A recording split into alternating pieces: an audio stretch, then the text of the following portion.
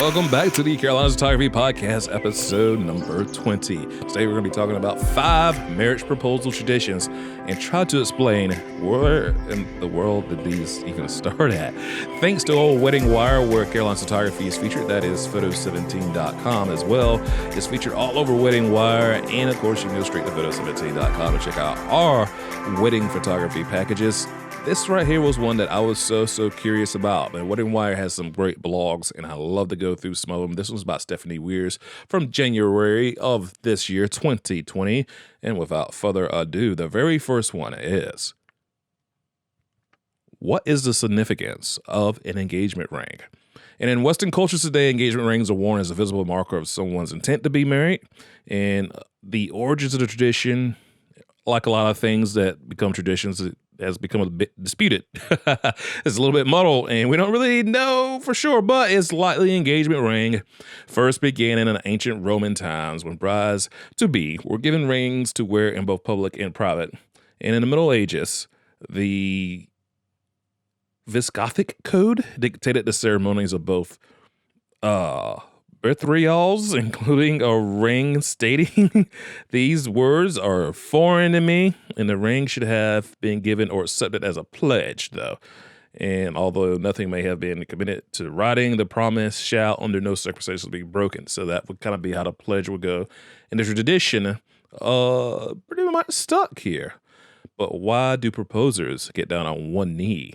And although, again, the origins of this are a little bit unclear, it could go back to medieval times, and it's kind of maybe in a culture where formality and chivalry was the norm, and getting down on one knee was a sign of respect and devotion between the knights and the lords. And according to the engagement ring Bible, which that is a thing, when a courteous gentleman was proposing to his lady, pledging his allegiance to her and declaring his underlying love for her, getting down on one knee was a natural thing to do. The bended knee stance is still used by proposers all over the world today, and a favorite shot to snap for that wow-worthy proposal photo. I can vouch for that. I've been fortunate enough. I've gotten 2 proposals here of good friends of mine that I was asked to be there as a photographer and managed to catch it.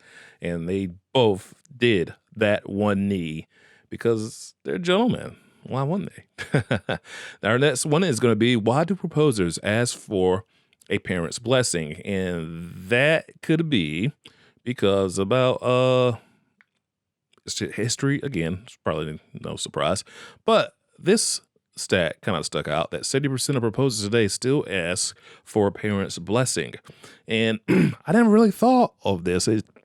That is one of those where I was like, that's just been going on for so long that if it's an option to ask a parent or a sibling, or even if someone's got kids, ask them about popping the question to whoever you want to pop the question to.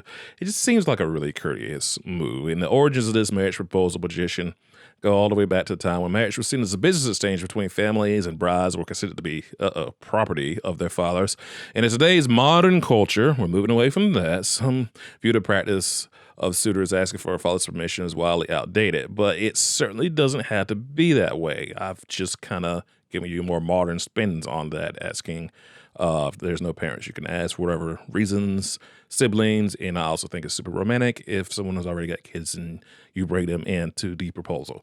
And many proposers now consider the gesture as a time-honored sign of respect. So I agree with that without even having to go through all that.